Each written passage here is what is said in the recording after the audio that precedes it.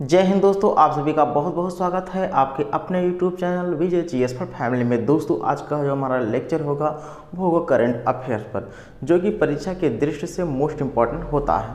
तो चलिए दोस्तों शुरू करते हैं अपना पहला क्वेश्चन दोस्तों ध्यान दीजिएगा। इसमें प्रश्न है, पर्यावरण मंत्रालय ने वन्य जीव संरक्षण अधिनियम 1972 की किस अनुसूची के तहत नील कुरिंजी को सूचीबद्ध किया है? क्या अनुसूची 1 की अनुसूची 2 की अनुसूची 3 की अनुसूची 4? दोस्तों ध्यान दीजिएगा, इस प्रश्न का सही आंसर है अनुसूची 3। तो अनुसूची 3 के तहत दोस्तों पर्यावरण मंत्रालय ने यानी वन्य जीव संरक्षण अधिनियम 1972 के तहत नील कुरिंजी को सूचीबद्ध किया है। क्लियर है दोस्तों? तो नील कुरिंजी क्या है दोस्तों? एक उष्णकटिबंधीय पौधे की प्रजाति है। क्या है? एक उष्णकटिबंधीय पौधे की प्रजाति है। और दोस्तों यह पश्चिमी घाट के 16 जंगलों में पाई जाती है। कहाँ पाई जाती है? पश्चिमी घाट के 16 जंगलों में दोस्तों यह पाई जाती है। अब ये खासियत क्या है इस नील कुरिंजी यानी एक प्रकार से पौधे का? इसकी खासियत यह है दोस्तों, यह 12 साल, कितने दोस्तों? 12 साल में सिर्फ एक बार खिलता है। कितनी बार खिलता है? सिर्फ एक बार खिलता है। और इसके जो फूल होते हैं दोस्तों ये 30 दिन से ज़्यादा नहीं टिक पाते हैं। क्लियर है? तो 12 साल बाद जो है यह फूल उगता है और इसके जो फूल होते हैं 30 दिन से ज़्यादा नहीं टिक पाते हैं। इसके जो फूल का कलर होता है दोस्तों वो पर्पल कलर होता है। और ये बहुत ही मोस्ट इम्पॉर्टेंट है दोस्तों। पर्यावरण मंत्रालय के अनुसार ध्यान दीजिएगा, इस पर कुछ कानून बनाए गए हैं। क्लियर है? कानून आप लोग सुनिए, वो कानून क्या है? क्लियर है? तो पर्यावरण मंत्रालय के अनुसार दोस्तों नील कुरिंजी, किसको? नील कुरिंजी, इसको दोस्तों स्ट्रोबिलैंथस कुथियान, क्या? स्ट्रोबिलैंथस कुथियान के नाम से भी जानते हैं। क्लियर है? तो पर्यावरण मंत्रालय के अनुसार नील कुरिंजी को दोस्तों अगर पौधों को या नील कुरिंजी के पौधों को यदि कोई व्यक्ति उखाड़ने या नष्ट करने का प्रयास करता है तो दोस्तों उस पर 25,000 रुपये का जुर्माना है। क्लियर है? कितने हज़ार रुपये का? 25,000 रुपये का जुर्माना है। और साथ ही में दोस्तों 3 साल की कैद भी है। क्लियर है? तो नील कुरिंजी जो पौधा है खासियत समझ गए हैं। 12 साल में एक बार उगता है। इसके जो फूल होते हैं 30 दिन से ज़्यादा नहीं टिक पाते हैं। यदि कोई व्यक्ति नील कुरिंजी पौधे को उखाड़ने का प्रयास करता है तो उसे 25,000 रुपये का जुर्माना और 3 साल की कैद होगी। तो ये कानून लागू किया गया है किसके द्वारा? पर्यावरण मंत्रालय के अनुसार। क्लियर है? आइए क्वेश्चन नंबर 2 की तरफ चलते हैं। क्वेश्चन नंबर 2 है, हाल ही में किसने स्टार्टअप मेंटरशिप के लिए MAARG पोर्टल लॉन्च किया है?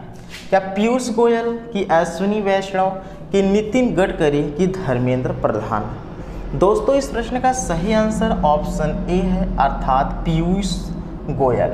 पीयूष गोयल दोस्तों ध्यान दीजिएगा, इन्होंने हाल ही में स्टार्टअप मेंटरशिप के लिए MAARG पोर्टल लॉन्च किया है। ओके, आशा है पॉइंट समझ में आया है। नेक्स्ट अर्थात क्वेश्चन नंबर 3 की तरफ चलते हैं। गुयेन जुआन फुक किस देश के राष्ट्रपति थे जिन्होंने अपने पद से दोस्तों इस्तीफा दे दिया है?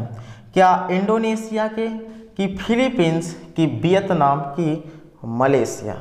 दोस्तों गुयेन जुआन फुक जो हैं वो वियतनाम देश के राष्ट्रपति थे। इन्होंने दोस्तों हाल ही में अपने पद से इस्तीफा दे दिया। क्लियर है? ये पॉइंट याद रखना। कि ऑप्शन सी बिल्कुल सत्य है। क्वेश्चन नंबर 4 की बात करते हैं।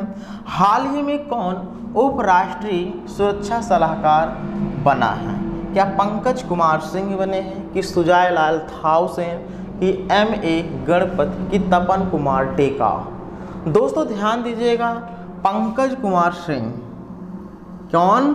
पंकज कुमार सिंह हाल ही में, ध्यान दीजिएगा, उपराष्ट्रीय सुरक्षा सलाहकार बने हैं। कौन से सलाहकार बने हैं? उपराष्ट्रीय सुरक्षा सलाहकार बने हैं। क्वेश्चन नंबर 5 की बात करते हैं। भारत का पहला संविधान साक्षर जिला कौन बना है? Most important question. भारत का पहला संविधान साक्षर जिला कौन बना है? कि कोल्लम बना है, कि एर्नाकुलम, कि बेलागवी, कि आदिलाबाद? दोस्तों इस प्रश्न का सही आंसर ऑप्शन ए है, कोल्लम। ध्यान दिए, याद रखिए, कोल्लम जो है भारत का पहला संविधान साक्षर जिला बन गया है। ओके, आइए नेक्स्ट क्वेश्चन नंबर 6 की बात करते हैं। संयुक्त राष्ट्र सुरक्षा परिषद UNSC, क्या UNSC ने किसे वैश्विक आतंकवादी घोषित किया है? क्या जकी उर रहमान लखवी को, कि अब्दुल राउफ अजहर, कि अब्दुल रहमान मक्की, कि अब्दुल्ला यूसुफ आजम? दोस्तों ध्यान दीजिएगा, भारत और अमेरिका, कौन? भारत और अमेरिका दोनों ने दोस्तों आतंकवादी के रूप में किसे सूचीबद्ध किया है? जल्दी बताइएगा। अब्दुल रहमान मक्की को। क्लियर है? यानी कहने के तात्पर्य है क्या, कि संयुक्त राष्ट्र सुरक्षा परिषद, जिसे हम UNSC के नाम से जानते हैं। UNSC मतलब UN सिक्योरिटी काउंसिल। UNSC मतलब UN सिक्योरिटी काउंसिल ने दोस्तों किसे? अब्दुल रहमान मक्की को वैश्विक आतंकवादी घोषित किया है। और साथ ही में दोस्तों भारत और अमेरिका, ध्यान दीजिएगा, भारत और अमेरिका दोनों दोस्तों इसे आतंकवादी सूची में इसे सूचीबद्ध किया है। क्लियर है? पॉइंट समझ में आ गया? अब्दुल रहमानी कौन था? आइए थोड़ा जानते हैं। अब्दुल रहमानी जो था दोस्तों, अब्दुल रहमानी मक्की, क्लियर है, 26/11 का हमला आप लोग सुने होंगे, जिसे हम मुंबई अटैक बोलते हैं। तो 26/11 अर्थात मुंबई हमलों के मास्टरमाइंड हाफिज, कौन? हाफिज सईद के आतंकी संगठन जमात उद दावा का सदस्य था। किसका? जमात उद दावा का सदस्य था। इतना समझ में आ गया? तो कौन सदस्य था दोस्तों? अब्दुल रहमान मक्की, जो 26/11 का मुंबई हमला हुआ था। क्लियर है? उसका ये सदस्य था, ऐसा था, मान सकते हैं। इसी कारण से आतंकवादी, वैश्विक आतंकवादी घोषित किए गए। क्लियर है? लेकिन जब मोस्ट इंपॉर्टेंट पॉइंट है UNSC की स्थापना की बात करते हैं। 24 अक्टूबर 1945 को UNSC अर्थात संयुक्त राष्ट्र सुरक्षा परिषद की स्थापना हुई थी। और इसका मुख्यालय दोस्तों न्यूयॉर्क में है। न्यूयॉर्क मतलब अमेरिका में है। क्लियर है? संयुक्त राष्ट्र के 6 प्रमुख हिस्सों में से एक माना जाता है। यानी संयुक्त राष्ट्र जो परिषद है 6 प्रमुख हिस्सों में से दोस्तों एक माना जाता है। ये भी पॉइंट याद कर लीजिए। क्लियर है?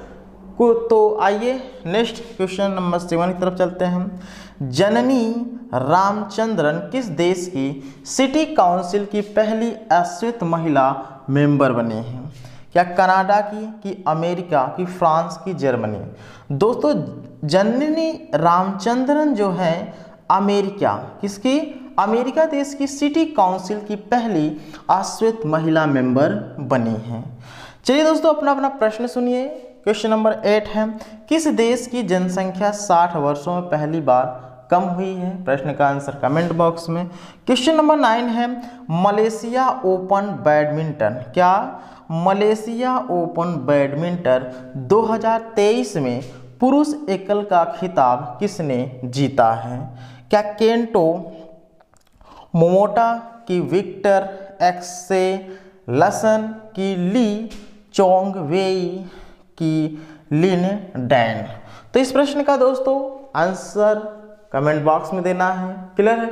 एक प्रश्न का आंसर और देना है। क्लियर है?